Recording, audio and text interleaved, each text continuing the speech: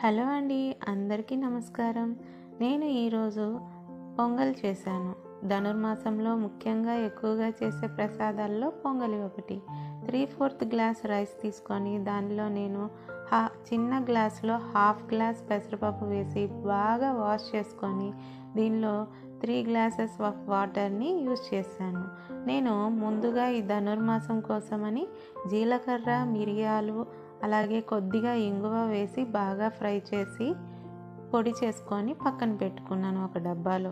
దానిలో నేను 1 స్పూన్ మాత్రమే పొంగల్లో వేస్తాను. పాప కోసం ఘాటు లేకుండా, మీకు కావాలంటే 2 స్పూన్స్ కూడా యూస్ చేసుకోవచ్చు.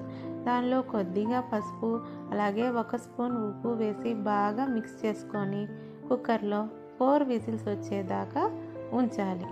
తర్వాత దాన్ని ఆవిరంతా పోయిన తర్వాత తీసి ఇలా చూస్తే పొడి పొడిగా బాగా వస్తుంది.